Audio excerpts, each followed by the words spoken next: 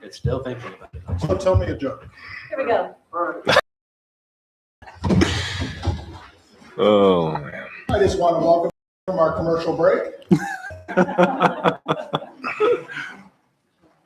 And we're going to go ahead and get started with Ben, and he is going to do introductions, and then we'll go to Dan, and then finally with Guy before we start questions. Ben, why don't you take it away and tell everybody who you are? Yeah, of course. Thank you, Tim. Well, as Tim said, my name is Benjamin Olsen, and I'm running for House District 48. I'm a native Iowan. I grew up in northern Story County. I attended our public schools, and I went on to Iowa State University, where I got a bachelor's in aerospace engineering. From there, this allowed me to go and obtain a job with Emerson Electric over in Marshalltown, where I currently work and commute to. And from there, I was able to get a great opportunity working for this company that not a lot of my other fellow colleagues in school had.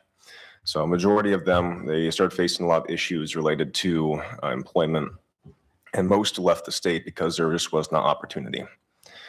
And unfortunately, that is a reoccurring problem, not just for the group that I was a part of, but also for others.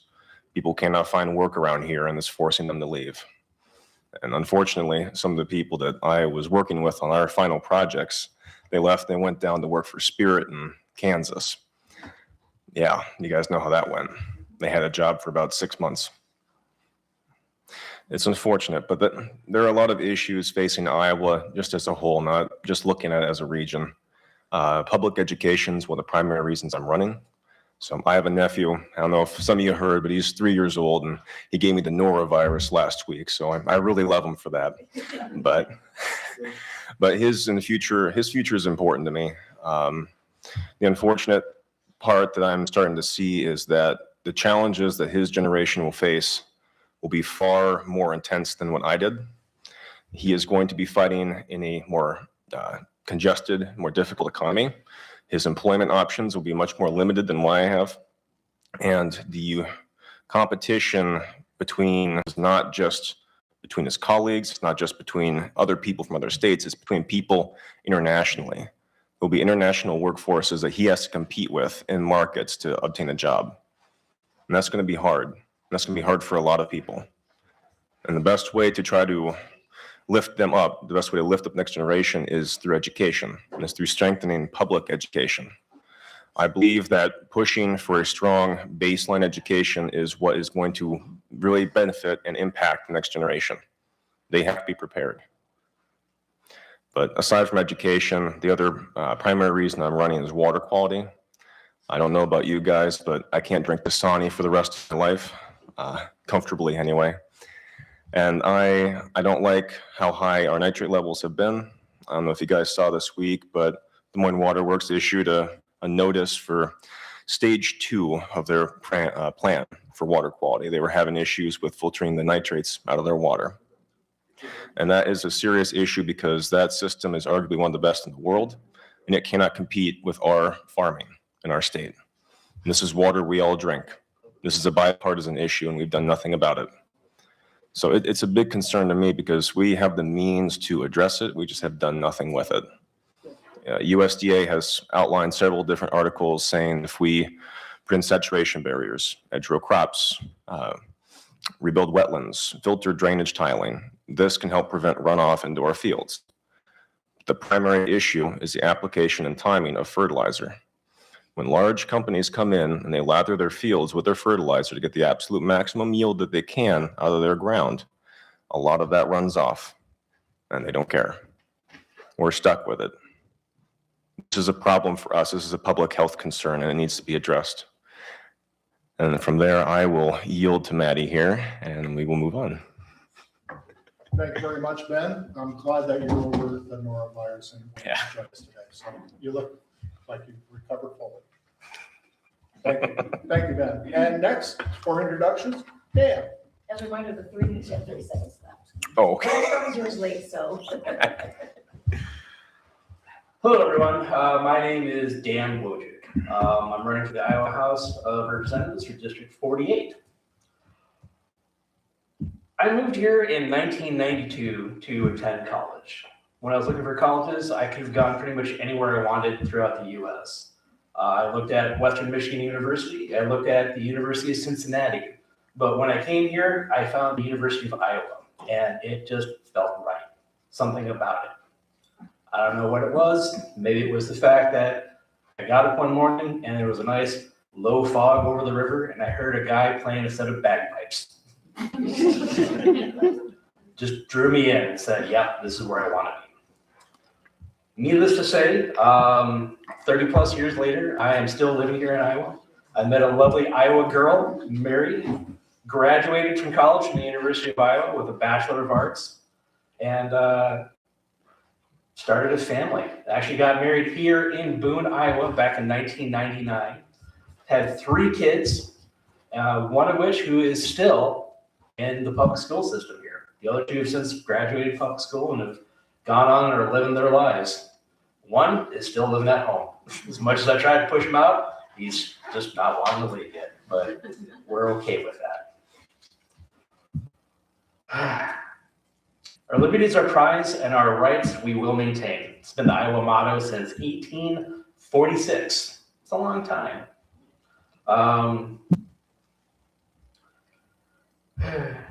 You know, I was going to use this little thing, but I don't think I'm going to because it doesn't quite feel like me today. So I'm just going to set it aside.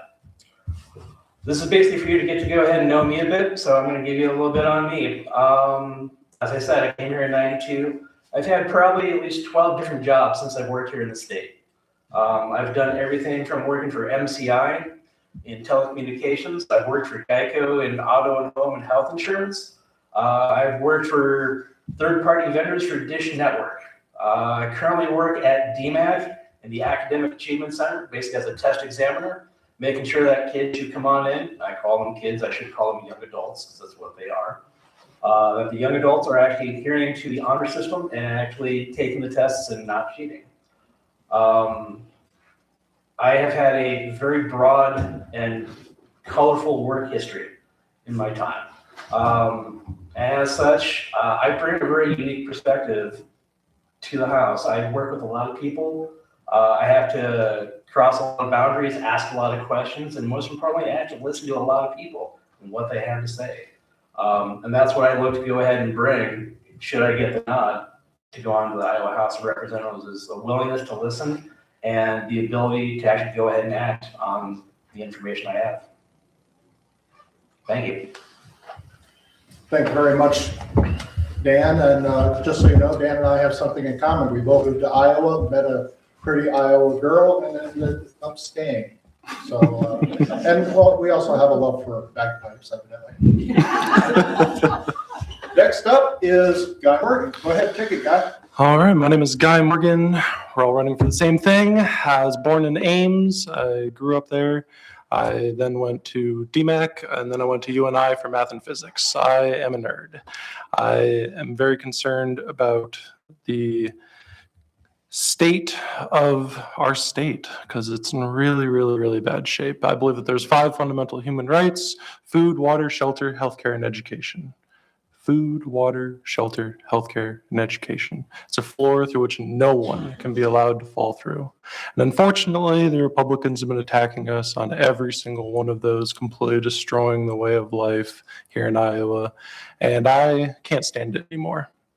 I spend every single day working as hard as I can, not only to turn this district, but to turn the entire state to Democratic. Because we cannot have another session of Democrats just being in the room, not even allowed to rule, not even allowed to legislate.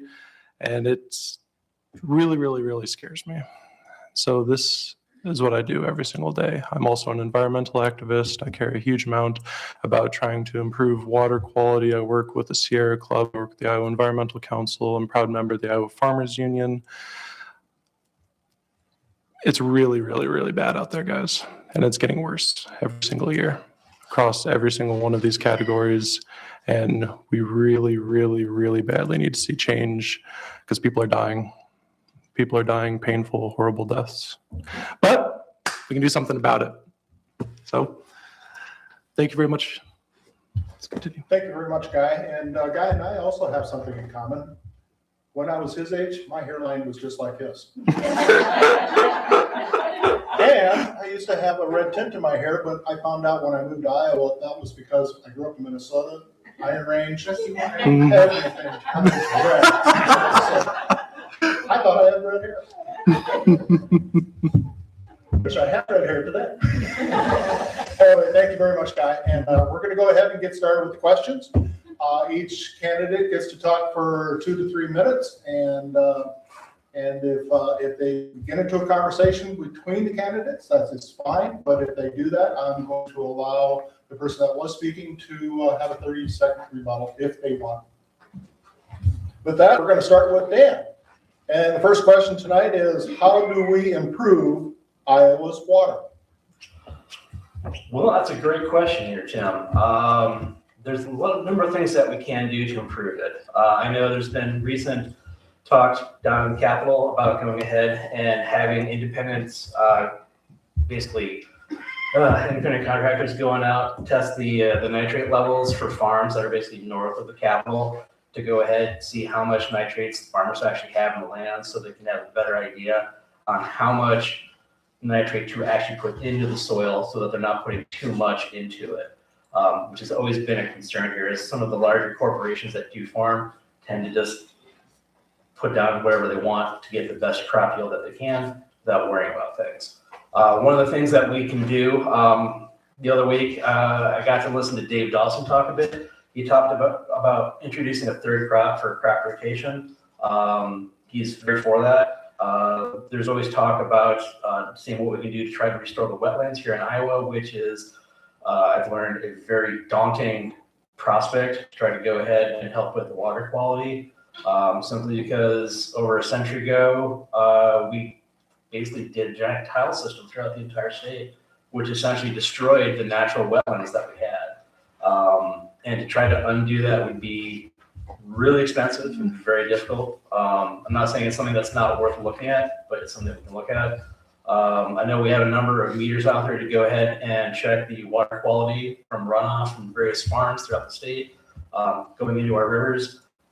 So we need to definitely keep those in place so we can know where the nitrate levels are at. We can also need to find out who the worst perpetrators are of basically nitrate runoff in our rivers, and we need to hold those people accountable. Thank you very much, Dan. Next up is Guy. Guy, how do we improve Iowa's water? Absolutely. Okay, so in 1997, there's something called the Gulf Epoxy Task Force that got together because there was an enormous area in the Gulf of Mexico where there was not a single thing living, 100 miles large, where there had been an algae bloom that had then killed every single living thing.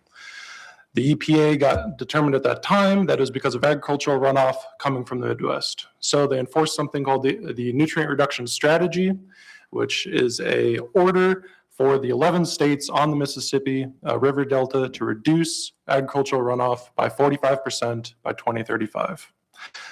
States then jumped into action and started creating their own state-tailored program for this. We have the Iowa Nutrient Reduction Strategy.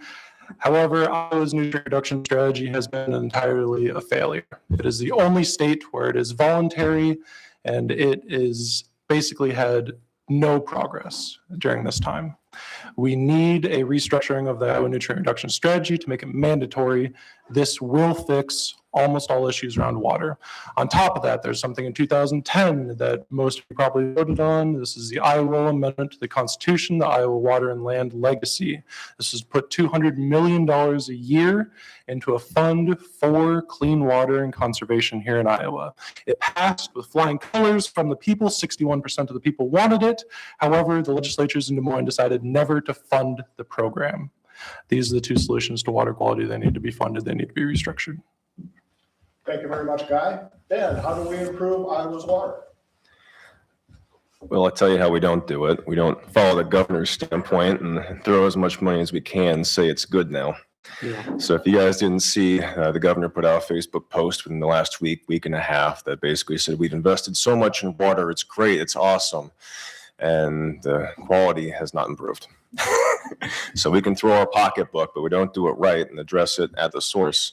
It doesn't mean anything.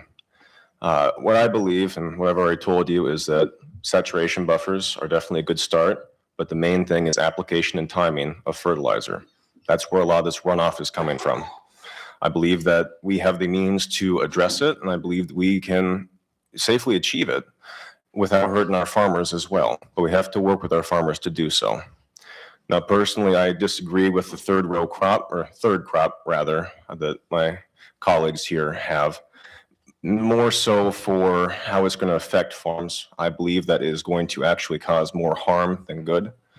And that reasoning comes from, even aside from questionable profitability, even aside from lack of market, even aside from how this would be sold or if it can even grow here successfully year over year, the main thing you're going to see with our farmers, especially smaller farmers, is equipment costs. It is extremely expensive to purchase equipment. So much so we have jokes in our society about it. If you want to go and marry someone for money, don't go for the one with the Bugatti. Get the guy in the John Deere tractor. And unfortunately, there's some truth to that. Our machinery, it's expensive. It's expensive to run, maintain, and a lot of our parts, they're brought in from overseas. A lot of tariffs affect that too. So when it comes to trying to put in third crop, I asked around, I spoke with dealers, I spoke with farmers, and their response was, well, if you go for, let's say, oats or for wheat, if it can grow, and we don't really know, there's potential that you could use your combine. You might need a different head, but you'll need different programming to harvest. Okay. But the other issue is the planters are different for wheat and for oats. You need a drill style planter to apply that into the ground, which is expensive and not as common. And that was what the dealership told me. When the dealership tells you something's expensive, that's not a good sign. But I believe I'm down to my last minute here. If you have any more questions, I'd be happy to talk with you afterwards, clarify things. Thank you. I've got a question about that. So are you advocating for a ban on fertilizer spreading in the fall? Because you said timing is important. Yeah, so when it comes to applying fertilizer, my biggest thing is when you are applying it after the ground has frozen. Which is already illegal in the state. Yeah, when that already happens, the fertilizer tends to run off when it thaws. So people need to be more timely about how they apply it and the volume that they apply it in. So people, particularly smaller farmers, generally run off of a ratio of how much to apply for how much yield they want to go for. Larger farmers, they throw what they can because fertilizer money doesn't mean much to them. Our fertilizer is very expensive. Ask a local farmer, they know. Thank you very much, Ben. Our next question is going to Guy. Guy, what do you perceive to be the upsides as well as the downsides to enacting term limits? Yeah, so I think there are basically no downsides to enacting term limits. I know there's some people that are concerned about if there's a candidate that they like, they want them to be in there for a while. But it's honestly democratic, especially what I've seen in this world. The incumbent has an enormous advantage. And without term limits, incumbents are just in there forever. You get situations like Chuck Grassley, like all these stupid things where there's just people in there forever and ever, and you cannot get them out no matter how much evil they do. So absolutely term limits are needed. Thank you, Guy. Ben, your upsides and downsides to enacting term limits. Well, I really only see upsides to it. My biggest thing is when you put someone in that position of power and allow them to make decisions for you, it's good to have diversified ideas. So if you go 3 or 4 terms, what have you, and you allow another person to come in, they can bring more than what the last person did. So I only see upsides. I believe that term limits should be a thing, especially in our state, because it only benefits you. And it does prevent people from overstepping. He is right. There is a large amount of power when it comes to incumbents. And that is definitely addressed by term limits. It allows it to be more democratic. Yeah, it does. Yeah. It really does. Sorry. Yeah, you're good. I encourage these guys to have a conversation, so that's why they're slightly interrupting each other, and I'm used to it from the meet and greets. They have great conversations, and we learn a lot about them through this conversation. So I'm actually encouraged this. With that, thank you very much, Ben. Dan, what's your feeling about term limits? Well, thanks for the question, Tim. I'm absolutely in favor of term limits. I believe the question was, what are the downsides and the upsides? The only downside I can see is in positions such as the Iowa House that we're running for is a 2-year term limit. And if you have like a minimum of say 2 terms, I don't know what people can really get done convincingly in 4 years. So my biggest concern there is if a term limit is too small for a position that has a very limited run on it, such as the Iowa House. Something like, the governor, which has a longer term, yeah, I think we definitely need that shorter term limit, 2, maybe 3 at the very most. Other positions that have, as far as like the upper side, I see nothing wrong with having a term limit on the upper side as well. Obviously, we don't want any career politicians. Iowa, when I first came here, met my wife, her big joke was, Iowa, we elect governors for life. That was literally her joke. And I didn't really get it at first until I started doing my research. And then I was like, oh. So yeah, definitely having a term limit is something that I can 100% get behind. Thank you very much, Dan. Our next question is directed towards Ben. Ben, what is your views on data centers? Should we promote or restrict their growth? And this is a topic now in Boone County because the county supervisors are discussing this very thing being built here in Boone County and Story County. Thank you, Maddie. Okay. Ben? Well, as someone who has worked with AI, as someone who within the company that they work for is having them, they're making their own AI for me. I have experienced how they work, I understand how they work, and I don't see many upsides. To me, AI is a black box you can pull into. There's no original thought. What concerns me is the almost instant growth that we've seen in AI. It has exploded almost in feeling like the last 3 months. And there are some serious consequences for it. Out west, I believe it was either Utah or some state around there, they were seeing their power diverted to one of the largest AI centers in that region. People were out of power because some group wanted an AI data center put in. Yeah, not to mention, we also have serious water issues with these things. They boil water. There is so much heat coming off of those. It is not good. So we're already seeing water issues. And in the past, we've actually talked about a lack of water to begin with in some states. If we just put all of our resources, our water and our electricity towards a mystery black box that does something for someone, we're going to be out of luck in a couple years because we need water and we need power to heat our homes and to drink. So I don't stand for data centers. I don't believe that they are beneficial to you or to me. I believe that if you want creative thought, you can do it yourself. And that's going to be far better than what they're putting out. So I will yield to Maddie here. Thank you very much, Ben. Dan, should we be promoting or restricting the growth of data centers here in Boone County and Story County? I think we should be restricting the growth of data centers here in Boone and Story County. This has been in the news quite a lot of recent. A lot of states have had bids to bring in data centers with the promise that it'll provide great amounts of growth. Contracts are written, and contracts, as we know, can easily be ignored or broken. I believe it was over in Georgia. They had a data center that recently went in, and basically once it was up and running, they conveniently ignored the water requirements and actually managed to pillage half the water that the town uses on a daily basis just for the data center, which is terrifying to me because I don't use a lot of water, but you know what? I kind of like to be able to take my shower and not have to worry about the water pressure or worry about the water coming out a different color than it's supposed to be. Those things are very real. They do happen in towns that they have been putting in data centers throughout the U.S. So yeah, I'm definitely against them. Thank you very much, Dan. Guy, what's your views on data centers? So in the last year here, 65% of all new power consumption in the United States has gone to data centers. It is overwhelming the amount of power that they're using. This is the reason why the Duane Arnold nuclear plant has been restarted. This is the reason why coal plants all across the state have been restarted to meet this increasing demand in electricity. It is completely unacceptable because we've known for 100 years that coal plants and natural gas plants kill people in the area around them. Completely unacceptable. In Waukee on Christmas time last year here, there was a data center that was being put in, or that got put in by Microsoft.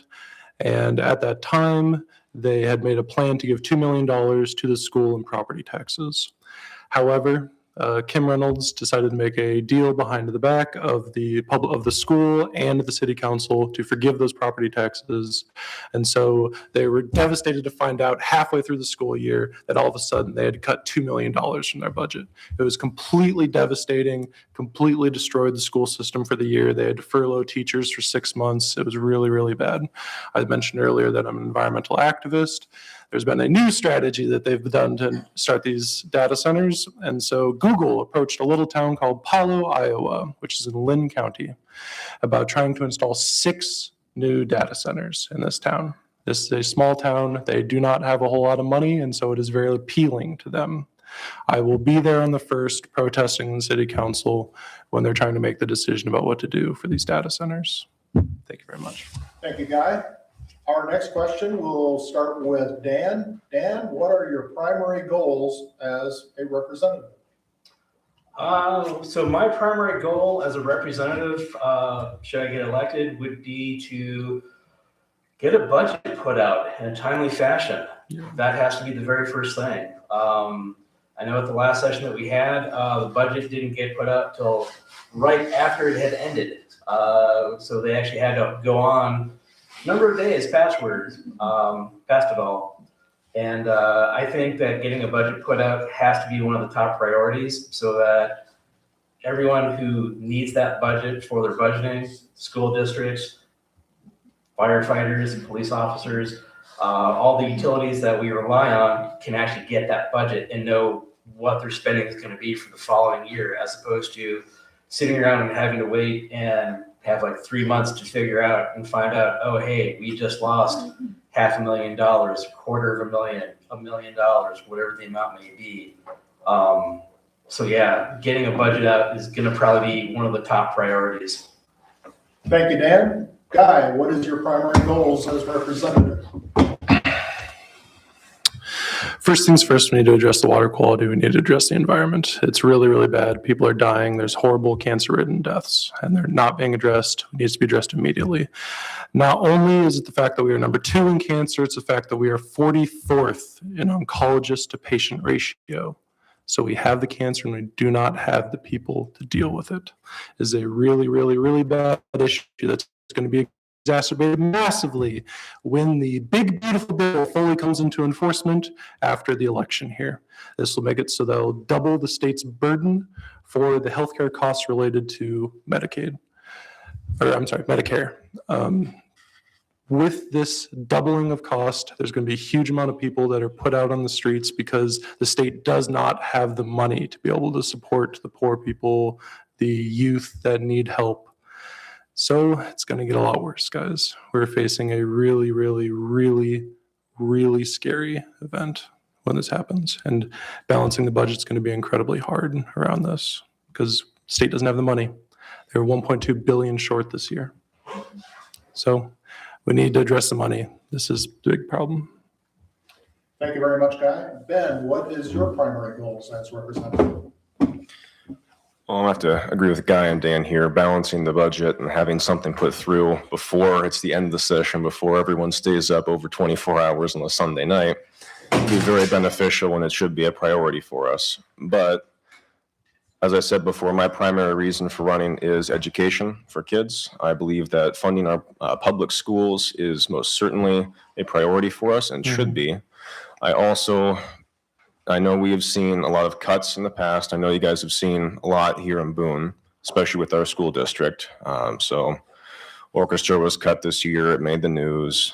Family and consumer science for middle school was cut before that. And then they cut their teacher and betterment programs all to make up for reduced funds on the state side. That is terrible. That's not something that we should be facing. That's not something that our kids should be facing. Growing up, I never had the opportunity to learn how to play with strings or play violin. I only got to play a saxophone. So that is an opportunity that I would have loved to at least given a shot at, as bad as it may have sounded in the first couple of days.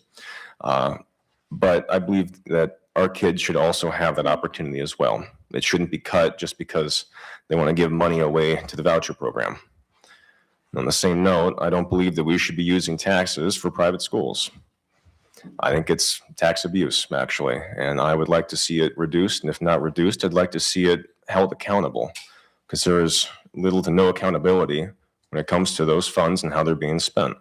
It's been increasing year over year for how much is being used. So last year was 200 million. This year it's 300 over, actually. What's it going to be next year? 4, 5? We're already out of money. Yep. I don't know where this is coming from, but it's being used and it's being spent. That's our money. It's meant for us as a public. And I don't see how it's helping everyone. Not in the voucher program, anyway. All right, I'm going to have to yield to Maddie here. Thank you. Thank you very much, Ben.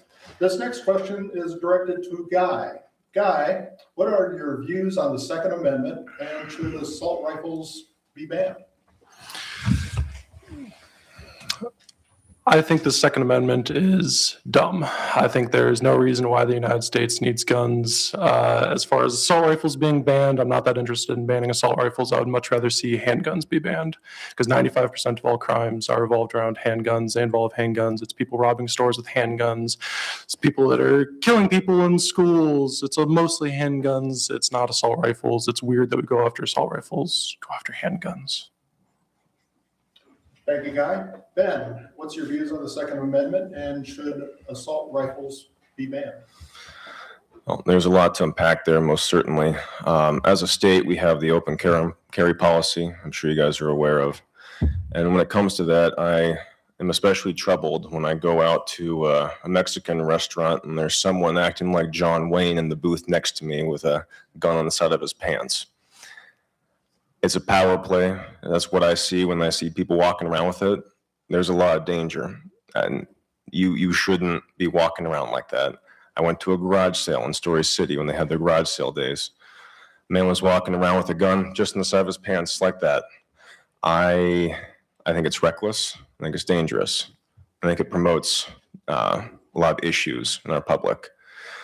And that being said, I was part of the trap team in high school. I went to the Isaac Walton League and I shot clays for our school. I enjoyed my time there, but I also understand that there is a level of responsibility people need to have when it comes around guns. People need to understand how it works. People understand the consequences that can come from it. Now, I also collect. I've been collecting a lot of my family's guns in the past. They've been scattered across the Midwest. As relatives have passed away, I've actually gotten a hold of them and I've locked them up because they shouldn't be loose, left for other people to find. But that being said, I also went through the ability, or the training rather, that our state has to conceal carry. I went through that program. I understood how little education is actually in it, and it's disgusting because you can go online, you can blatantly click through modules, and then you can get your permit. Granted, you don't need it right now either, which is also dangerous. But I believe that you need to understand what you're doing, both legally and just as a person responsibly when it comes to firearms. So I'd like to see a lot more enhanced training when it comes to it. And as far as assault rifles go, I would like to see reductions when it comes to the level of, when it comes to the issues related to them. I don't enjoy how concealed some of them especially can be. I am worried about our schools and our school safety. So there's a lot to unpack there, and of which I'd be willing to talk with anyone if you're interested afterwards. Or if you have questions now, you can do it now. Open playing field. Ooh, there we go. Okay. What will you do specifically to address the issues that you have concerns about if you're elected? Okay. If I'm elected, I would like to see the law for open carry be brought back.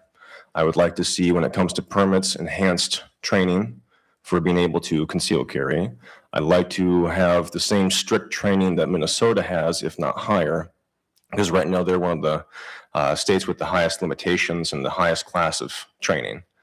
So initially, when the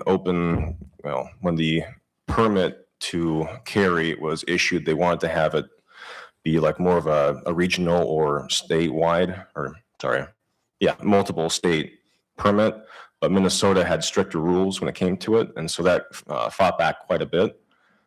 I believe training and education is the #1 way to improve, and I'd like to see. I'd like for you not be able to click through modules just to get a permit. How about that? Thank you very much, Ben. Next, we're going to go with Dan here. Dan, what are your views on the Second Amendment, and should assault rifles be banned? So I'm going to start with the assault rifle portion of it here, since that's the very end of it. Yeah, I think we need to have a ban on assault rifles. I don't think there's really any reason why civilians need to have an assault rifle. It just doesn't make any sense to me. If you're such a, pardon my phrase, piss poor shot that you can't catch it in one, what are you doing out there? I have a number of family members who hunt, so I understand the responsibility of having a rifle. I grew up around guns. Guns don't bother me, but there has to be a certain level of responsibility around gun ownership.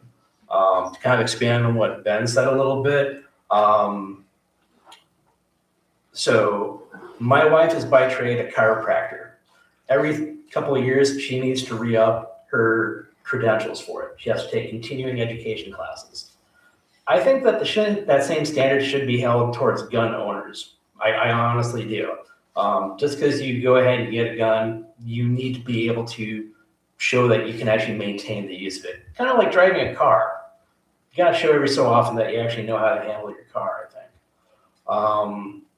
Most home shootings that happen are homeowners getting shot with their own guns because they don't know how to use them. They're not confident in handling it. So I think that people definitely need to have better gun awareness, gun training. I'm not against people owning guns. I don't think people need to have automatic rifles by any means. So yeah, that's kind of my stance on it. Thank you, Dan. Since we had an extra 30 seconds for Ben, Guy, do you want to reply to this lady's question about what specifically gun laws you would like to address in the legislature? Yeah, so I mean, I kind of mentioned it. I would like to see a lot more around handguns because handguns are where the crime's at. If you're trying to address crimes, it's all handguns. It's all handguns. It's very weird to me that everyone has this message of assault rifles, assault rifles, assault rifles. They've been talking about assault rifles for 20 years since Clinton started his assault rifle, but most crimes do not happen with assault rifles. If we want to actually stop gun crimes, then let's stop gun crimes. Let's go after handguns. Thank you, Guy. Same question for Dan. Dan, did you have any specific legislation you'd like to introduce? Not offhand. I know I would certainly go ahead, take a look, see what we have out there, talk with fellow constituents, and see what we can put together to help, get things under control. As Guy said, handgun crime is probably the most important part of it. So something that can go ahead and address that is definitely worth looking at. Thank you very much, Dan. Our next question goes to Ben. Ben, when considering education, what specifically can be done about the growing force of artificial intelligence? Well, that was a very good question. So whoever put that one out, kudos to you. But I have been posed this one before already. Some folks seem to have this idea that when it comes to AI, it's going to replace teachers when it comes to schools, just in general, not just public or private. And that they think AI is going to be a cheap, effective way to raise the next generation. And unfortunately, some people think that's true, but I disagree. So education, like I said, AI does not introduce creative thought. It is just regurgitated process and experience that it's already had with humans. AI is not the future. So when you ask AI to be incorporated into schools, whether it be as an assistant tool or as a mainstream teacher, you're going to run into several issues with creativity and problem solving. AI is not going to be able to teach you to be human, to ask for help, to have a conversation to hold that actually means something as an experience. It's data that can be lost, and it shouldn't be invested in as far as I see. So that was a good question, whoever that was. Thank you. Actually, it was a two-part question. It was two-part. And the question she also asked, how will it affect student learning, students' jobs and prospects? I'll give you. Yeah, 30 seconds. yeah, of course. Sorry about that. I think it will cause a lot of social issues if you implement that. I think not having people to communicate with, you are going to see even more decline in just easy communication like we're having right now. And I think people are going to be less likely to jump at opportunities. I think it's to be more, what can I definitely do versus what are my options? And I think you'll see that with jobs and education. So it's going to be a major social thing. Thank you, Ben. Dan, when considering education, what specifically can be done about the growing force of AI, and how will it affect student learning, students' jobs, prospects, etc.? So with the growing force of AI, you can basically regulate it, is the best thing you can do. Right now, there is no regulation in regards to it, as far as how it's used, what it's used for, what it's allowed to know, and what it's not allowed to know. I know this has been kind of a topic of debate recently, as far as the use of AI, and AI, quite frankly, is everywhere right now. Everything we use is often AI based in some capacity. So yeah, having regulation on it is going to be a big component of it. And the second part of the question was, How will it affect student learning, students' job prospects, etc.? okay, as far as student learning, it absolutely affects student learning. This has been seen very clearly by educators over the last several years with the easy accessibility of AI. Students can go ahead. My wife teaches at DMAC, and she sees it daily, where kids will go ahead, they will turn in projects, and when you have 7 out of 20 kids turn in the exact same project, worded identical, you know there's an issue going on. Because the problem with it isn't that they're not turning in the work, it's that they're not learning the information. One of the AIs out there is something called the Einstein AI. I don't know if anyone's heard of this. You can basically use it, you can feed in every question you have for any class that you have, and it will give you the best worded answer. So you could literally just feed out every question you have into an AI, and you can get an A in a class without putting in any effort. Doesn't matter if you know the difference between a lug nut or a coconut. It'll give you the answer, and you don't need to know what the difference is. So yeah, as far as the learning goes, AI is incredibly detrimental to the knowledge that our kids have, because I always tell people, yeah, lots of people go around, they carry their cell phones these days, which is literally a walking computer for you. But what happens when it dies and you don't have that answer in your head? You're out of luck. And so we need to instill that into people, that they need to learn. Thank you very much, Dan. Guy, when considering education, what specifically can be done about the growing force of AI, and how will it affect students' learning, students' job prospects, etc.? Okay, so there's one aspect of this that has not been addressed. I would mostly agree with what's being said here, but there's one really important thing. These artificial intelligences are made by private companies. It's made by OpenAI, it's made by Google, it's made by whoever. And fundamentally, it would act the same role in the school as a textbook. This will be a list of, here's your history classes that we're going to learn, or history course we're going to learn today, and here's what happened. This means censorship done by private companies in our public schools will become incredibly, incredibly easy. This is completely unacceptable. It is not okay to allow OpenAI to decide what our students learn. It is not okay for Google to decide what our students are going to learn.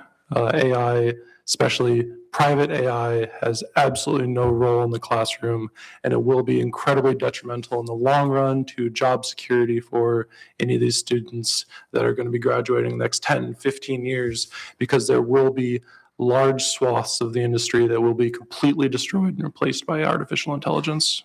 And it's very, very scary. We need immediate regulation around this. Not to mention the data center connection and the amount of resources that are being consumed in order to feed these artificial intelligences.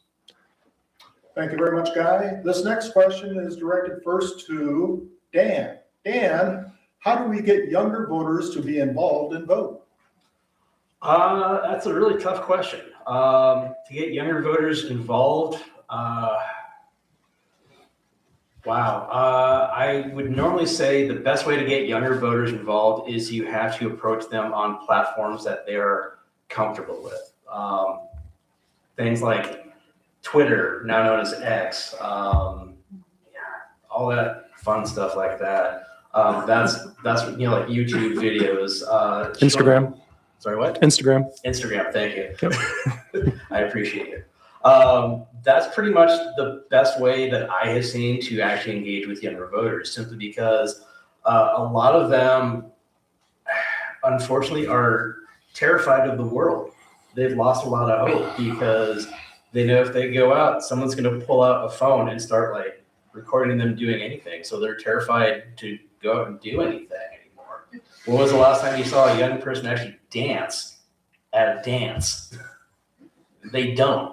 They just sit around and shuffle and look at their phones. That's about it. No, it's very true. It is. So the best way to engage them is on a level that they're going to understand. Twitter, X, Instagram, YouTube. These are the best ways that I have found to literally get out and engage them.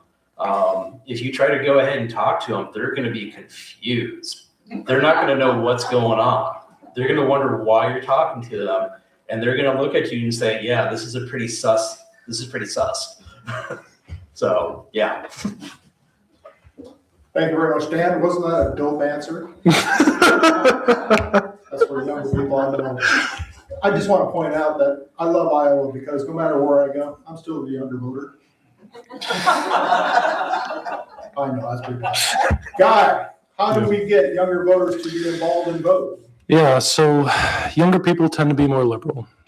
There's a huge amount of problems facing Iowa, and the fact that there's all these massive apocalyptic rights that have been taken away from the youth, taken away from women, taken away from LGBT, all these protected groups that have just been assaulted in recent times, and it seems like there's basically no one standing up for them. There's a lot of compassion in the youth. There's a lot of, like I said, liberal ideas of trying to actually help each other, and seeing that basically the previous generations have abandoned that idea, that decided that no, we're going to abuse each other, we're going to try and exploit each other for gain. And it becomes very, very, very hard to even decide to stay here. This is why we have this huge problem with people who are graduating from college and deciding to leave the state. It is not only an opportunity issue, but they feel that there is no representation for them in this state. It's a red state, and all that's going to happen is you're going to be abused. I have a friend who is him and his boyfriend came to live here in Ames. They came from Pennsylvania because we were one of the first states to allow gay marriage. And they got a house here, they have great jobs, and now they're thinking about leaving because of abuses to the LGBT communities, and it's really, really scary. And every single time that something like that happens, the state gets worse and worse and worse. Thank you, Guy. Ben, how do we get younger voters to be involved in vote? I'd say it's a culmination of what both these gentlemen have already said. So reaching out to them through social media is definitely a more direct way to address them, to get them to go out. But also with what Guy said, the underlying problem is, well, what young people? Yeah. I mean, if you walk down the street, you're not going to see a whole lot, not just because they're inside, but because they aren't here. There are a lot of opportunities that have been lost over the past decade. Now, me, myself, I work 3 jobs. Campaigning is my 3rd. And that's how I'm getting by. A lot of the people my age, they're facing the same issue. They're working long hours. They're working multiple jobs just to afford their $1,800 rent. Or they can compete with a neighbor who has $1,500 rent across the way with whatever apartment it is. But the point is, needs aren't being met for folks, and they are leaving.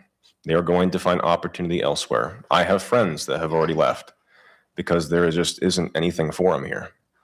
So I think if you want to get younger voters to engage, you have to give them something to fight for. Thank you very much, Ben. They want representation. They do. They want representation. They do. Yeah. Thank you very much, guys. Our next question is going to be directed first to Guy. Guy, this is a multi-part question, it's fairly long, and you've already partly addressed this already, but I'm gonna read it all to you and then you can give your answer. Water quality is a huge concern in Iowa. How do we tackle the problem with solutions instead of pointing fingers of blame towards farmers? How can we support them and to change direction toward diversification, which is not a simple undertaking? Markets don't currently exist locally for small grains. Changing equipment to produce it isn't cheap. Mhm. So how do we do all that? Yeah, so I've kind of established already with I want to reform the Iowa nutrient reduction strategy in order to be able to address water. I want to be able to fund the IWIL program in order to be able to base adjust water. Tackling the idea of diversification of crops. On top of that, there's a man named Adam Davis who did research at Iowa State. And he did research actually here in Boone County at some of the Iowa State farms here, where he determined that if we were to have a third crop in rotation, if we were to go corn, soybeans, X, we would reduce both fertilizer inputs and herbicide inputs by 90%. This is the long-term solution to water quality. However, there becomes problems of what is that third crop going to be, right? There's groups that advocate for it being a food crop, whether it's whether it's carrots or potatoes, or Iowa used to be a leader in sweet potatoes. There's all sorts of crops that could fill that position. There's a group called the Iowa Food Coalition that pushes for local food farming in Iowa and selling it to Iowans, which would help a lot because 90% of our food that we eat on a day-to-day is imported. Right? This is crazy in an agricultural state that we have 90% food imported. We need stuff that people can actually eat here. It'll increase the healthiness. It will save money in the long term and healthcare costs by doing this. Yes, it will be expensive. Yes, farmers will need help in order to be able to buy new equipment. That's not necessarily a long-term problem. These are problems that have been addressed in the past. Thank you, Guy. Ben, I'll shorten this down for you. How do we tackle the problem working with farmers instead of pointing fingers at them? Yeah, that's a good question. What I would say is we have to work with the farmers if you want to fix this issue. Farmers, this is an agricultural state. We understand that, but we also need to have clean water. We can't drink pollutants. So when it comes to trying to address our nitrogen issue, I think it's more about the ratio of fertilizer being applied and about preventing runoff. Now, like I said before, I'm not big on a third crop because of cost. I would love to say that if we implement a third crop, we could solve a lot of our problems, but we need a market for that. We'd have to grow it. We'd also need farmers to get new equipment. And without funds from the state to do so, which would be expensive as well, I think you're going to see a lot of farmers, they'd probably rather retire than invest in it. There's a lot of financial means about this. Farms aren't for fun. So when it comes to solving it, you need the farmer. We need Iowa's farmers. That's how we're going to fix this. Thank you, Ben. Dan, again, I'll shorten this down. Due to water quality being a concern, how do we work with farmers without pointing the fingers at farmers? It's a very tough question, it really is. It's in my opinion anyway. I'm not a farmer. I've never been a farmer, so I don't know the challenges that farmers have. But I'm happy to talk with farmers and find out what they think their possible solutions are. Now, the other gentlemen, they've given their solutions. I've offered mine previously of a third crop. I know it's not the most popular thing. But one of the things that I think I would love to see is for us to actually go ahead and reward farmers for actually controlling and maintaining their nitrate levels. So the farmers who are actually keeping it where it should be, who are essentially doing what they need to prevent runoff, I would love to see them get, rewarded for their efforts to go ahead and help better control and clean up our waterways. Is one of the things I would love to see. I know I've talked about third crops. One of the things that I would love to see us get out there is hemp as a third crop. Yeah, hemp. It has lots of uses. We used to use it to make rope years ago, bags. Can be used to make clothing, even paper. So yeah, there's a lot of uses that hemp can be used for that are out there. Unfortunately, it is classified as part of the cannabis family, and it's currently an illegal product for us to currently grow at the moment. But should we go ahead and make some changes here, hemp could be a very viable, high cash product that we could actually grow in this state. Could I add a little more? What's that? Could I add a little more?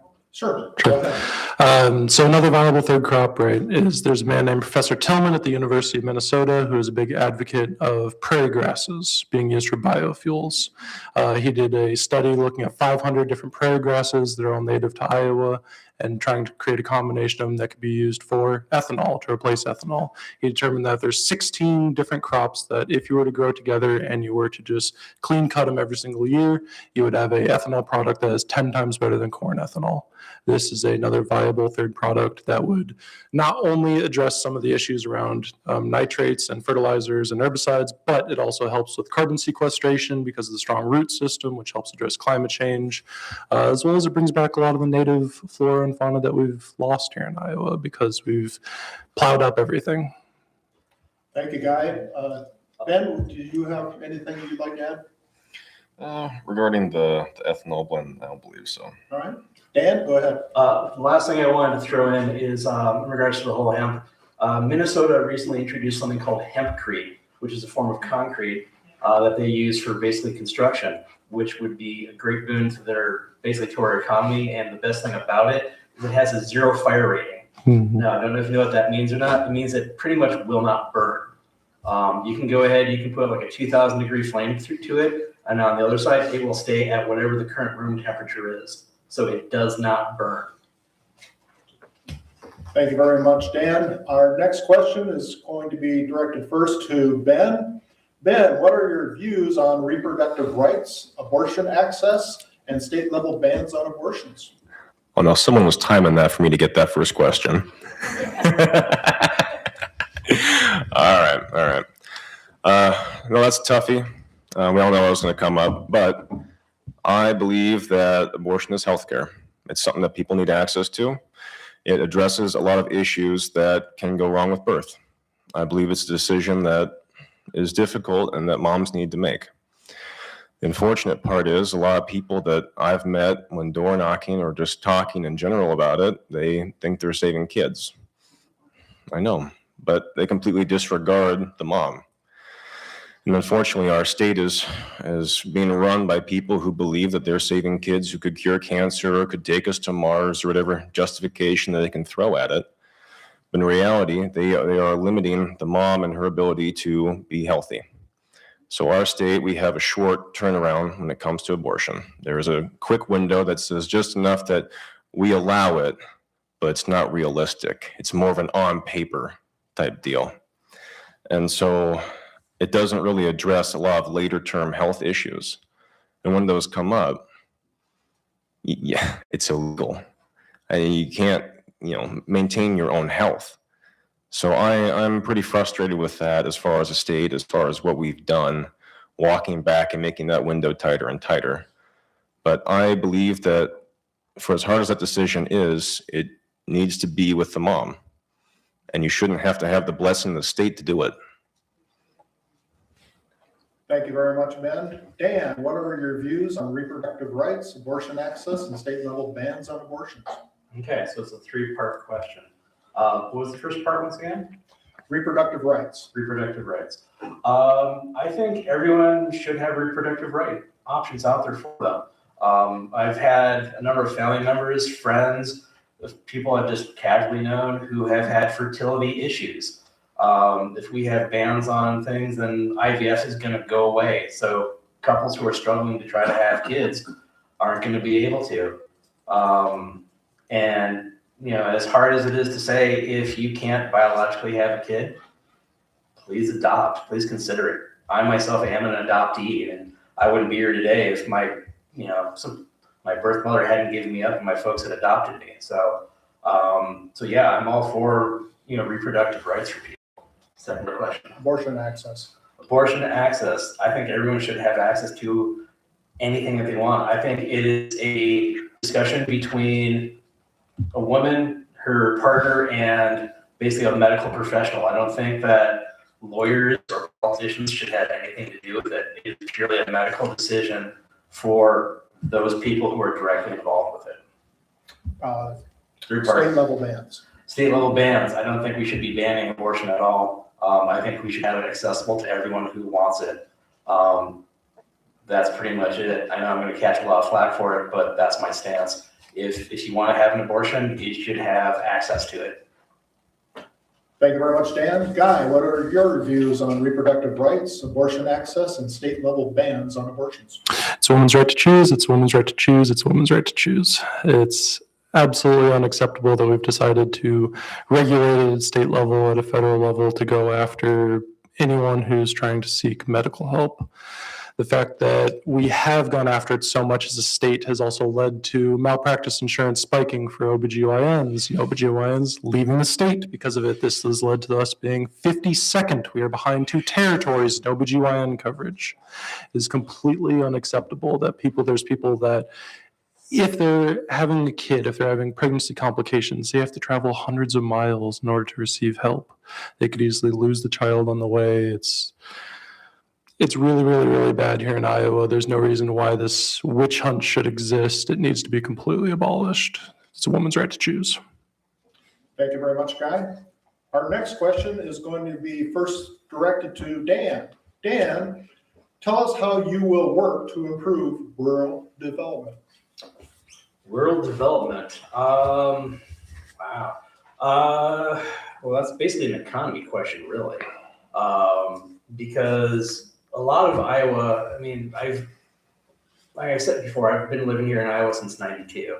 And my knowledge of Iowa is a lot of it was essentially set up by the railroad. So literally the reason why a lot of our towns are about 8 to 10 miles apart is because back in the day, puffer belly trains could only travel about 10 miles or so before they had to get water. So that's why we have all these little towns dotted across the state.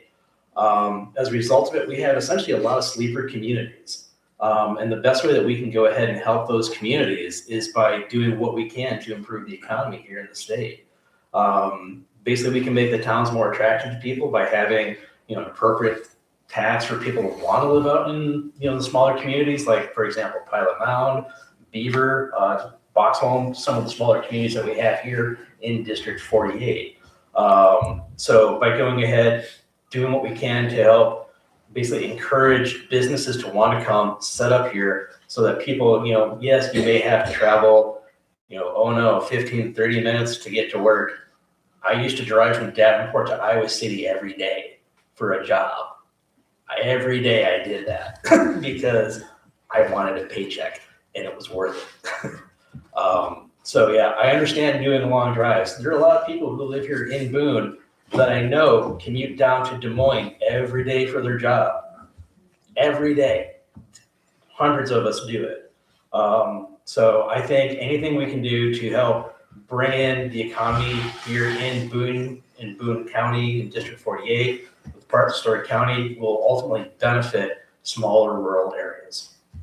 Thank you very much, Dan.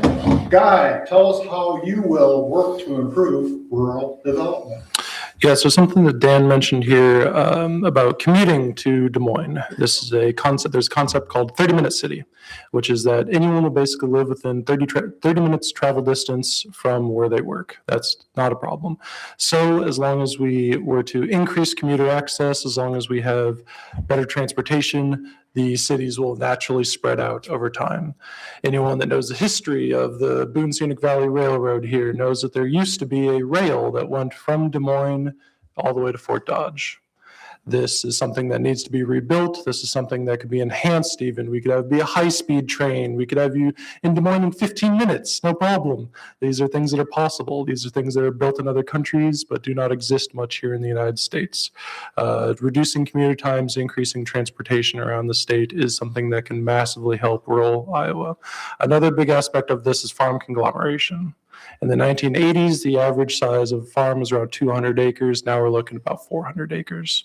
This is something that has led to a huge amount of wealth concentration, as well as there's people, according to ISU landowner surveys, most of the people that are farming these farms do not live in these areas. They do not live in Pilot Mound, as he was mentioning.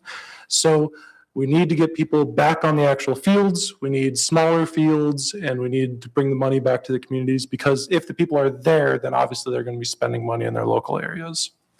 So those are the two ways that I would address it, is trying to increase commuter access, have rural transportation lines available, as well as trying to help dissolve and break down some of this farm consolidation. Thank you very much, Guy. Ben, tell us how you will work to improve rural development. So when I attended DMAC down in Ankeny, I was living down there, and we had a joke for that town. The joke went, if you come back in a year, don't visit, First Street will be completely rebuilt, and all the businesses will be brand new. And to a degree, that is also very true. First Street is rebuilt almost every single year, and the businesses all seem to be refurbished. There's a lot of economic opportunity tied up in our larger cities. A lot of it has to do with the larger businesses that are around there. But these smaller businesses, they topple over themselves, so much so that they go out of business. I would like to see more reversal back into our rural communities. And there's a few businesses that actually in our community have done that. There's a trailer manufacturing place that was up in Story City that moved over down on 30. I was talking with them. They moved out rurally to expand because they didn't have the breathing room to do so. And this is manufacturing. And there's a good sign that they did so because their business about doubled. I would like to see the same economic push and opportunity that communities like Ankeny have come out. I mean, Ankeny itself is expanding dramatically. I've seen that in even 2-3 years.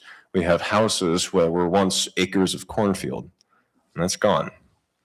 So businesses can have more breathing room out here. Not every business, not every grocery store has to be a Walmart, and every gas station needs to be a Casey's.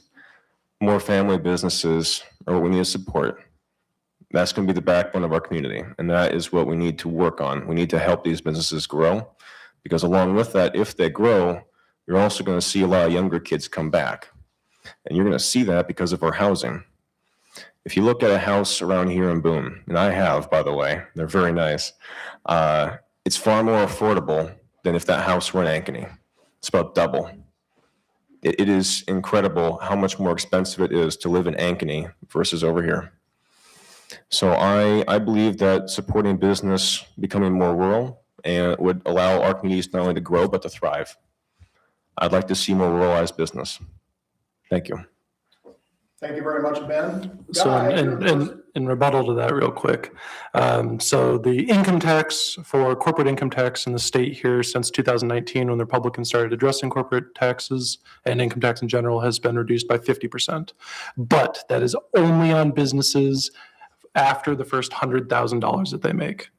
This is an attack on small businesses because they're only trying to promote large businesses. This is something that absolutely needs to be reversed. We need to be helping small businesses and not the large businesses. Thank you, Guy. Ben, do you have anything to add? No, I agree with them. Dan? I agree with them as well. All right. 3 guys in agreement. Love it. Guy, you are going to get the question first. Okay. Next question. What are your views on gender affirming care? Should state government legally protect or restrict access to gender affirming health care for minors? I think it's the exact same thing as abortion rights. I think it's entirely up to the patient. Let the patient decide. If they really think that it's something that'll help them, if they think that it's something that will help address some problem that they see with themselves, then let's do it. Let's absolutely get behind it. There was a survey that is now stopped being done, but there used to be a survey for high school students every single year that would determine what were they dealing with, what were their problems. And during this time, they discovered that 1/3 of all students battled with depression. Now, among the LGBT youth, that number was 2/3, as well as over 50% of them had suicidal thoughts every single year. It is completely unacceptable, and attacking them in any way when they're already the most vulnerable among us is not okay. Thank you, Guy. Ben, what are your views on gender affirming care? Should the state government legally protect or restrict access to gender affirming health care for minors?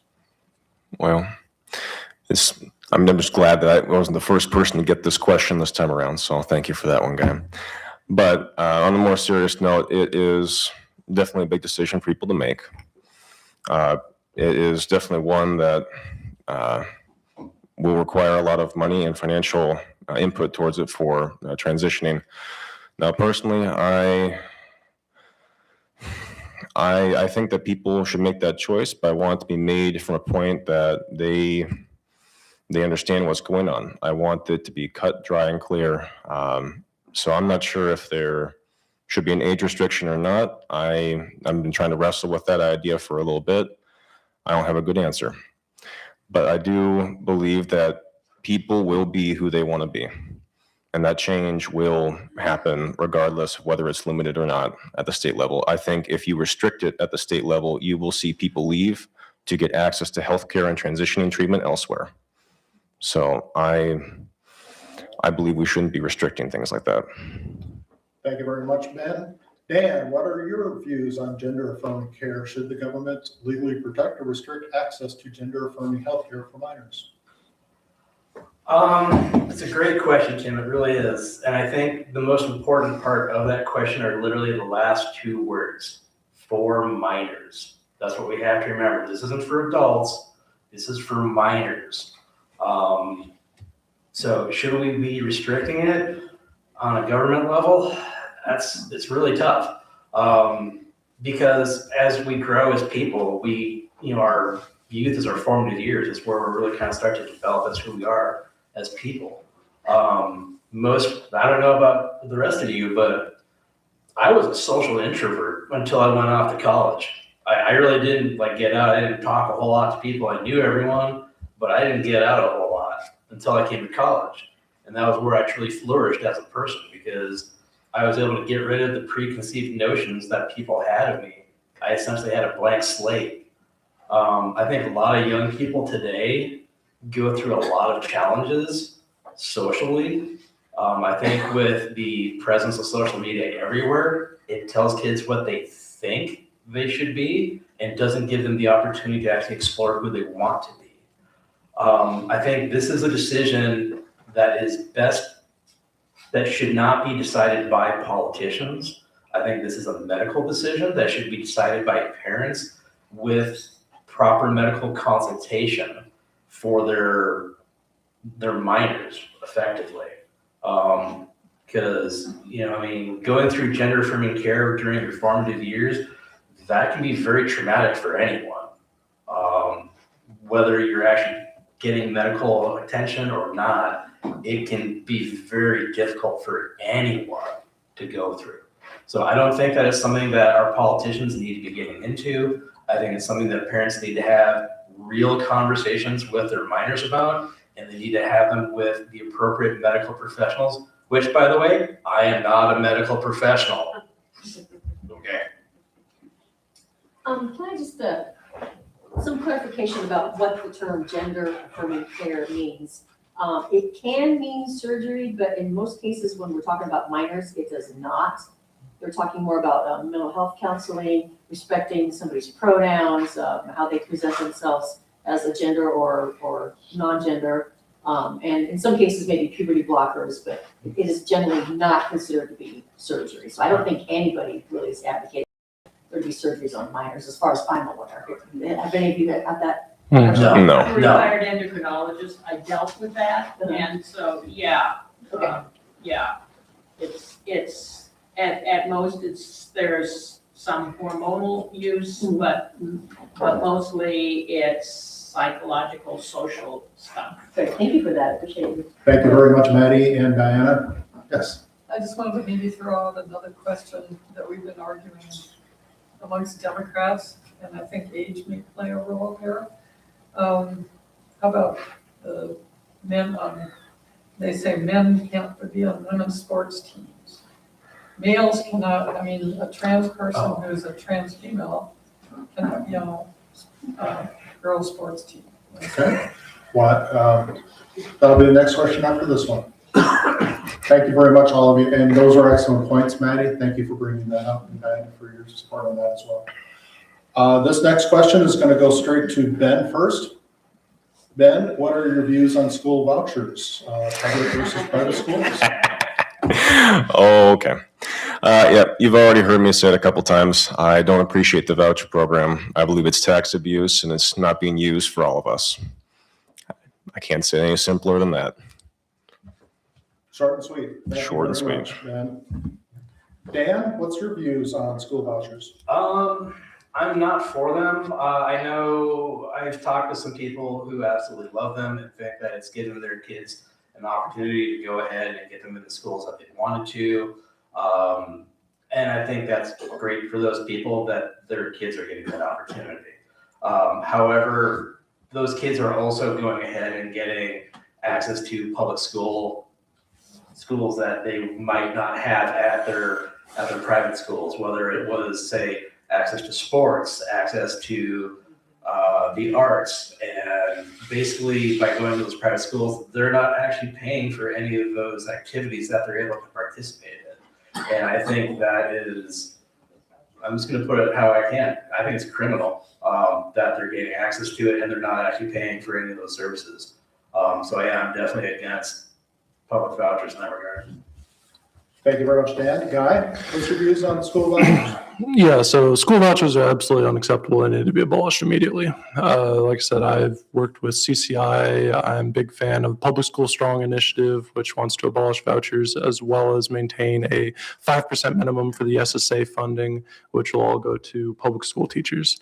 This is something that's incredibly important because we used to be number one in education in the early 90s, and we've slipped and we've slipped and we've slipped and we've slipped, and now we can't even attain the averages anymore. And we will never be able to reclaim our spot at the top. We'll never be able to have a competitive workforce if we cannot at least fund our teachers. The voucher program, like I said, it's abomination. The fact that Odyssey, a private company, receives all this money and they get to do with it basically whatever they want. They get to distribute it how they want. People have to approach them in order to receive the vouchers. It is not done through any type of oversight of the state. It is horrible, horrible, horrible system. A lot of people talk about trying to weasel our way off the system over time. I do not appreciate that. I want it immediately gone. Thank you very much, Guy. Our next question will go to Dan. Dan, the question came from the crowd. It's about the use of bathrooms in men and women's sports. Now, the Republicans are making a big deal about these two issues. I'd like to hear your comments about, is this really a thing that we should be worried about? Is this something that only the Republicans are worried about, or what are your views in general on the issues of men in women's sports or using bathrooms that they're not normally assigned to? So just to make sure I'm understanding the question correctly here. So the question is about trans athletes and basically their participation in sports in the gender that they were assigned at birth. Is that correct? Is that your question? Okay, I just want to make sure I understood the question correctly. I love this question. It's a great question. I actually had a conversation with my wife the other day about this.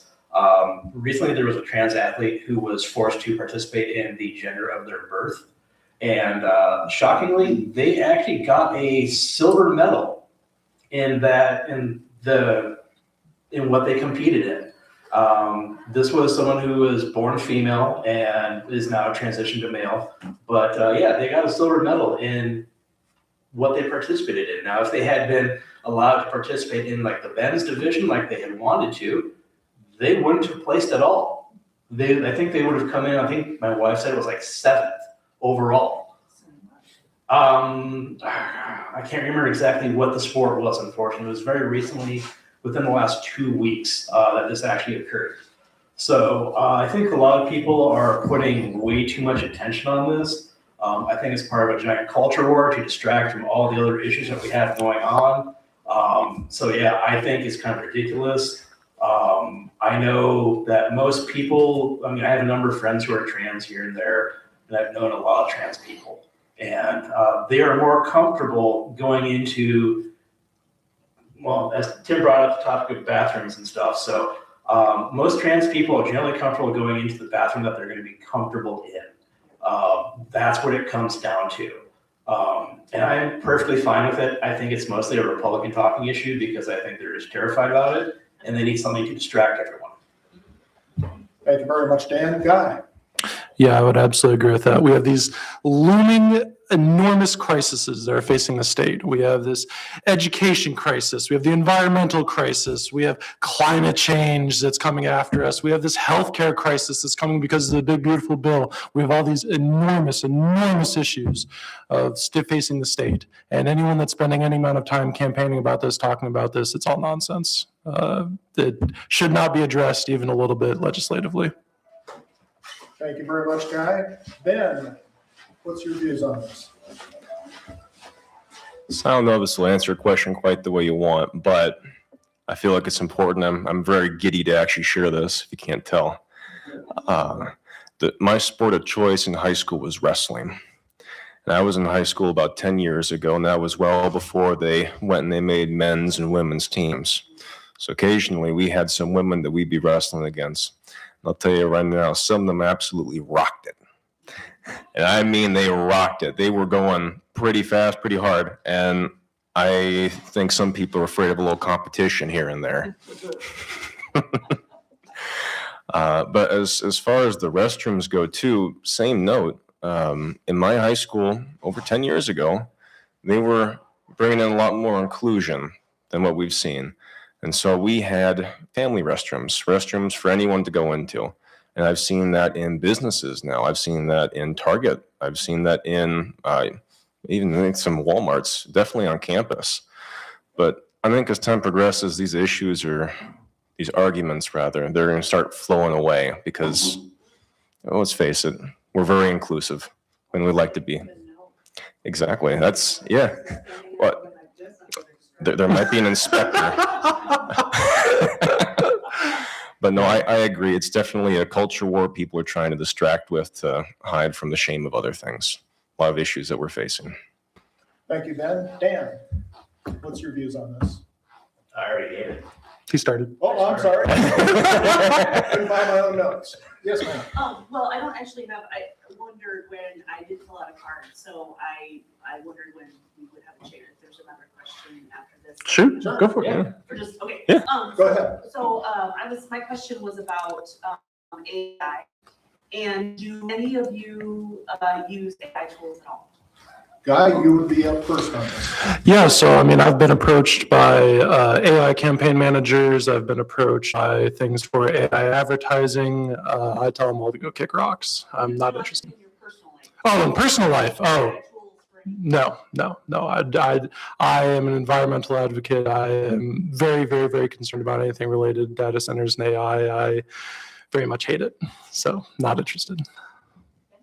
Thank you, Guy. Ben? Yeah. So part of my degree with aerospace at ISU is learning C code. And we'll use that and we'll program a module. It's a GPS that we'll just play around with. Part of that with our professor, his name was Professor Nelson, he would actually have us go through the entire process of running code for this and then pick whatever AI you want, see if you can get them to duplicate the same thing. It does not ever come out the way you want it to. AI, it can code simple things. It cannot code complexities. So I've never used AI with my work. I've only used it in that particular example. I don't believe that it is going to be beneficial long-term for humans. It's a black box, no creativity. Thank you, Ben. Dan? So the question was, do I use AI? In your personal life, correct? I'm going to say, yeah, I do. I use it very sparingly, though. I occasionally get inspired and will write like a short story here and there. And when I get stuck on something, I'll feed it through like an AI program. I'll be like, hey, here's my entire story. How do I get past this point? And it'll usually give me about 5 or 7 different options. And I'm using it as a tool. I'm not telling it to hey, write me out of this. I'm saying, where am I going? And it helps to kind of clarify. So as a tool, that's how I essentially use it. I also do paintings here and there, and I will often say, hey, I'm looking to make a painting that has, unicorns and cereal. And I'll let it just go ahead and generate a bunch of ideas for me. I'll be like, this is kind of what I'm looking for. But then I'll actually create the physical thing on my own. So I will use it as a tool, but I don't have it create anything specifically for me. Thank you very much, Dan. Did they answer your question, ma'am? They did, yes, thank you. Thank you very much for the question, Ben. Our next question is going to start with Ben. Ben, Rural hospitals in Iowa are struggling, and we've just recently lost one. What can we do at the state legislature to ensure that our rural hospitals prosper, because they are the lifeblood of our state? No, I'd agree with that. We definitely need rural hospitals. We've seen a lot close, not just in the county, not just in the state, but in the region. I believe I saw a couple months back that Nebraska had one of their main hospitals closed due to federal related issues with, I think, the big, beautiful bill. So regarding trying to push to keep rural hospitals going and to keep funding, to be honest, I'm not entirely sure how the funding goes with that. I'd like to incentivize the state legislation to push and promote hospitals. I'd like to see them retained. I don't want to see them go out of business. They're definitely needed. Because Iowa, frankly, we're an older population. We need our health checkups. We need to see someone. And so I would like to see promotion that reflects that. Thank you very much, Ben. Dan, same question? I think rural hospitals are a very good thing. I think having them available for us is great. As far as what we can do to help encourage them to stick around or make sure that they're still going to be financially solvent is a very difficult question. I think the best thing to do with that is to go ahead and speak with the hospitals directly, speak with the board of directors, find out where they're at financially, and just what we can do as a legislature to try and basically aid them where we can, whether that's tax incentives, whether it's raising taxes, lowering taxes, what have you. I know here in Boone County, at the Boone County Hospital, bizarrely is doing pretty good for the moment, which makes me really happy because it means they're going to be sticking around for a while and I don't have to worry about stuff. It's not as much anyway. So yeah, I think speaking with the actual hospitals, find out what we can do, where they're having challenges, is probably the best things we can do to go ahead and come up with solutions to make sure that they are sticking around to serve the communities that they have. Thank you, Dan. Guy, what's your thoughts on rural hospitals? Yep, so there's been a lot of change in rural hospitals in the last couple of years. There's been huge funding shifts for them to go away from a standard what you'd think of a hospital to emergency care centers, including in Boone County here is basically entirely shifted to an emergency care center where they're entirely focused around their emergency room. They are required to have minimum patient lengths. The average length of patient stay cannot be longer than 24 hours. This also pushes a lot of specialists out of the hospitals. This is how basically all rural hospitals in Iowa are set up because they're able to receive a large amount of state and federal funds for being emergency centers. This exacerbates our issue of a lack of specialists here in the state, of the fact that we have this massive cancer ratio, but we have no oncologists, of the fact that we have this OBGYN problem and we have no OBGYNs, because all of these rural hospitals have all changed to emergency care centers. This is not only this, but there's a huge amount of specializations that basically do not exist in rural Iowa, and you are required to go to Ames, required to go to Des Moines, right? This, along with the fact that Unity Point has come together and basically monopolized all of the large hospitals in central Iowa, has cascaded this problem. There has been movement with them for actually creating unions for their nurses, which is a big step forward. But I would like to see a shattering of that monopoly that Unity Point has, as well as transitioning of rural hospitals back to being functional hospitals that are actually meant to service their community and not just be emergency centers that are step-offs to Des Moines, that are step-offs to Iowa City. Thank you, Guy. Yes, Sorry, I'm Dawn, just. Don, tell us what you're thinking. So follow up to that, one of the things reported in Iowa's starting line was that the Centerville Hospital or Care Center is closed and there's another town. Yep, up in they O'Brien. reported- Yeah, they reported that those folks were trying to unionize there as well, which may have led to the closing. Yep. And so how would you as a state senator or representative try to protect, protect these, not the hospitals, but protect like people's right to unionize and like, I guess, kind of make these conglomerates a little more accountable for how they're treating their staff? Sure. Can you go for that? Do you want me to start or? Go ahead. Okay. Then we'll go to Dan and then Dan. So unions and collective bargaining is massively, massively important. It's the only way that there's not abuses in this state. There's a group called Common Good Iowa that did a bunch of research into how much money is actually taken each year through wage theft. And the last time they did the survey was in 2022, where they determined there was $900 million a year taken in wage theft from the poorest among us. This is mostly from poor people, from disabled people, from people that do not speak English.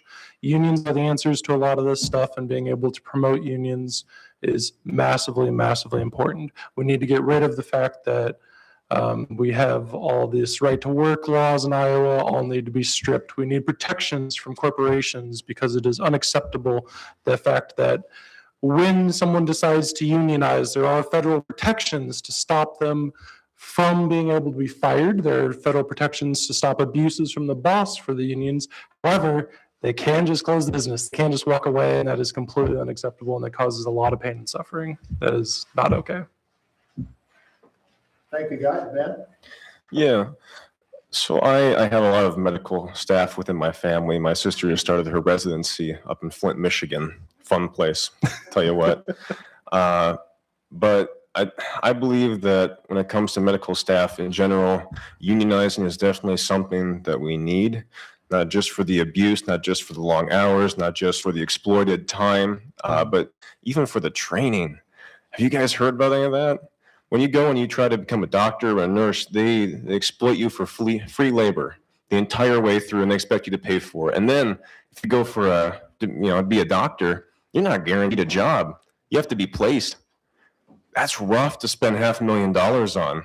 If you don't get a placement, that education, that's effectively worthless to you.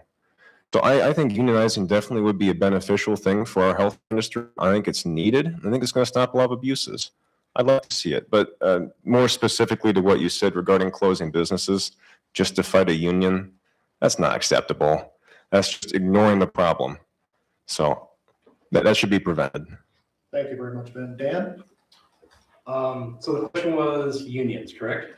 Well, basically, like, how do you see the legislature working to, especially like around hospitals, like when hospitals are closing, especially if there's like a unionization around that. Yeah. I don't know. No, it's fine. Basically, all of the things. All of it, got it, okay. So I have nothing against unions. I think unions are a very good thing. I think unions are there to help represent an entire group of essentially employees or people of a particular profession. I know my wife is a member of a union, and they go ahead and negotiate all the time in the best interest of all the members of the union. So I think that if the medical community was to go ahead and form a union on their own, whether it's like, I don't know, specialized within states or across like the nation, I see this as being a very good thing. I think this all goes back to the Reagan era when Reagan started just destroying the unions. I think that's what's led to a lot of where we're at today. So I think, yeah, going ahead, bringing back unions, getting them union strong is definitely the way to go. Thank you very much, Dan. So neither of you guys mentioned it, so I'll say it. How do you guys feel about right to work? Oh, God.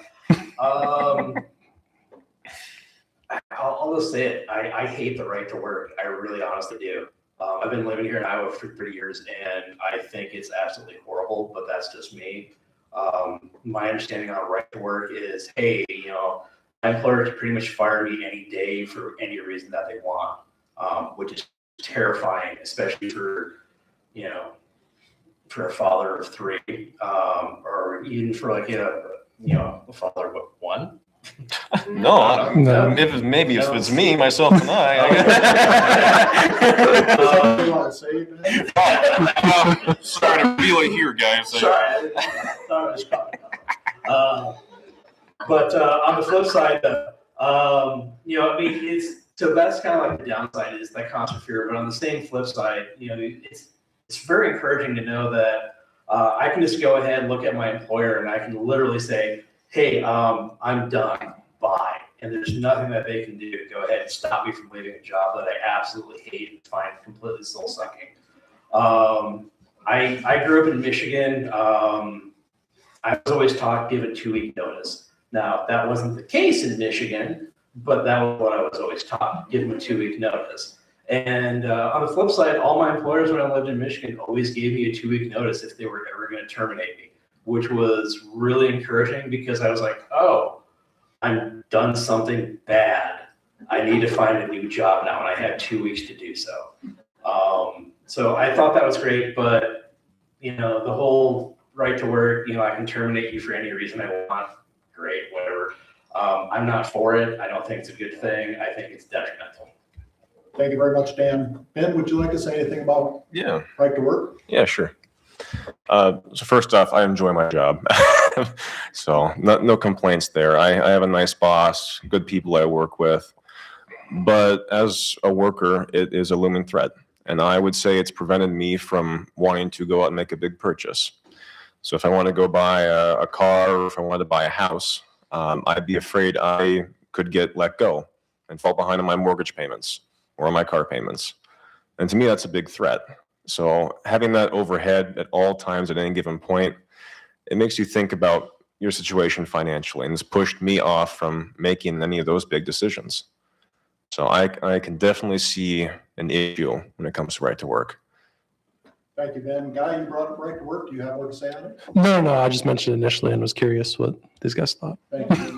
Ron, thank you very much for the great questions as well. Okay, folks. We are Yeah, I down. was gonna say, just because Dave Dawson got here, I realized that we're getting very close to when his event is gonna start. I don't know, how many questions do you have I'm left? on the last one. Okay, I was just gonna say, pick out what you thought was the most pertinent This is question. a real simple one for Do the that. last It's the most question. important, huh? Stand up All right. and do it.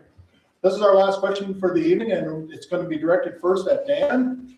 Dan, what can you personally do to help protect our democracy?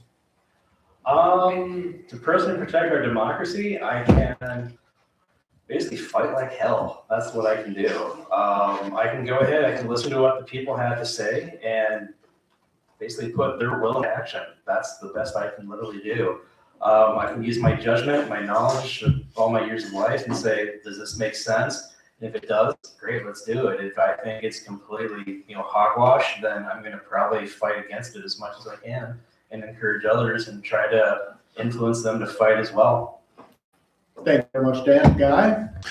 Yeah, so I think the number one thing to address democracy is we need publicly funded elections. There's 11 states that have publicly funded elections. It's something that has worked in the past, absolutely can work. We need to get rid of personal donations. We need to get rid of PAC donations for candidates because all it leads to is just more and more corruption. It leads to warped votes and the death of democracy. We need to promote more and more candidates to be able to actually stand up and run, because the more candidates that you have, the more representation that you feel when you have primaries like this. It's super, super important. Just make people feel like they have a voice. This is democracy fundamentally.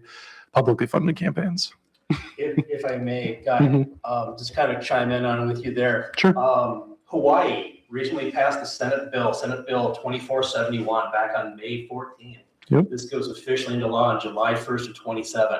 It has defined corporations as an artificial person, and as such, corporations will no longer have the right to vote or to, let me see here, entities may no longer expend monies on or participate in any election activity or ballot issue activity in the state of Hawaii. Bravo. I think this is amazing. There's at least a dozen states that are looking to go ahead and adopt very similar bills. So, yeah. Montana has. Yeah. Yep. Good. And it's interesting what the Republicans are passing in the House that we're going to have to do as Democrats to clean up the mess, isn't it? Yep. Dan, what can you, excuse me, Ben, what can you, were you done, Guy? Yes, sir. I'm sorry. Guy, thank you very much. Ben, what would you do to help protect our democracy? Well, I'd say definitely term limits and not taking money when you're not campaigning would be a good start. I used to work in high school. I got the opportunity to work in the Iowa House as a Democratic page. And when I was down there, I got to see a lot of people discussing how they were taking money, when they were taking money. And I think that financial push, especially when people are voting on things, is definitely swaying votes. It is definitely making decisions people otherwise wouldn't make. And a different job, actually, I currently still work as a lubrication technician. And some of those representatives that come in, they have one of their 7 cars worked on that they bought. Yeah, makes you feel great, doesn't it? But no, I believe definitely pushing term limits and definitely pushing prevention of donations, especially large ones, while you're in office would be a good start. So that'd be how I'd protect democracy. Oh, that's a good one too. But they're investing for their. I just said, what about stocks? But, yeah, of course. Yeah, but they're investing in their retirement. No, they, especially with insider knowledge, especially when you look at Congress, there are some issues there. Oh yeah.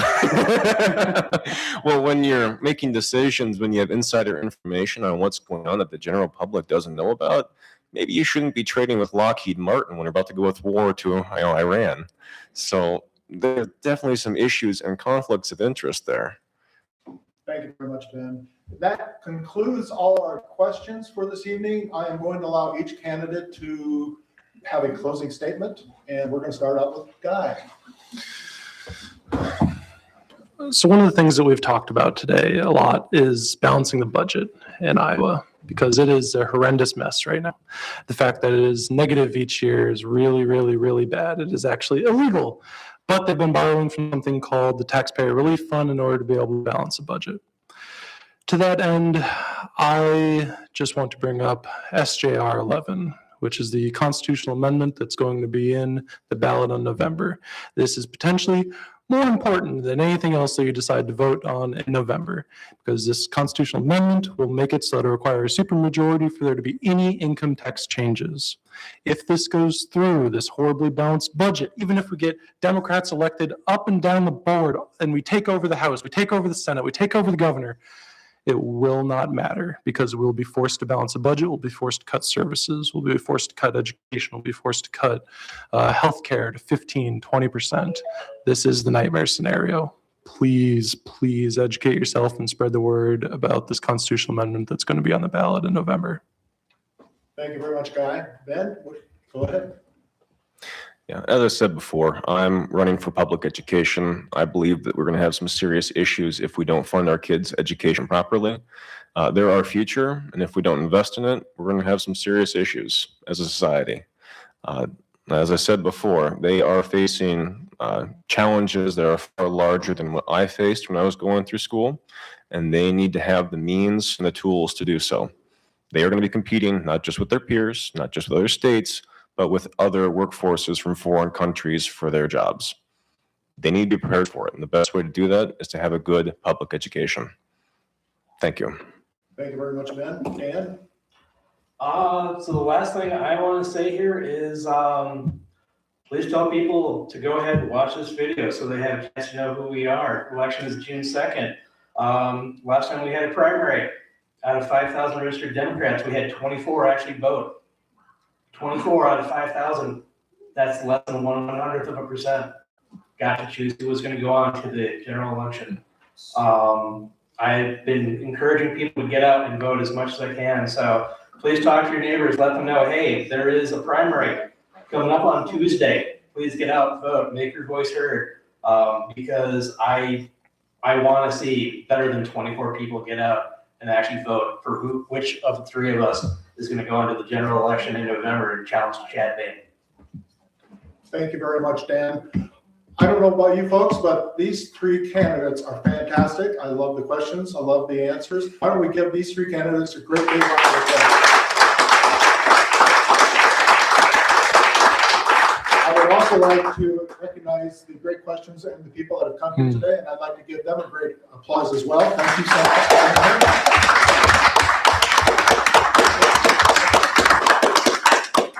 This debate will be put onto YouTube under Denny Goodrich's YouTube channel, and then we'll of course add it to social media, including on Facebook, and so you can rewatch it or tell your friends about it. Don't forget, you can go vote today. The courthouse is open till 4 o'clock.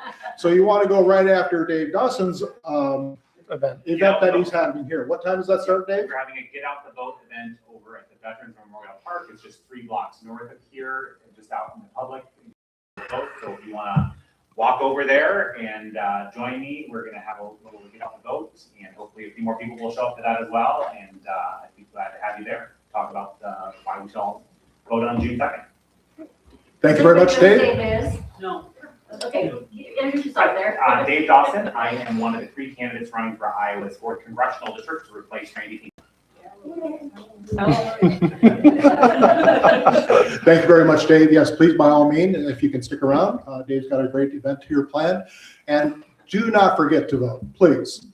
Even this primary on June 2nd, on Tuesday, make sure your vote counts. And that's your last chance. We've got 3 great choices here.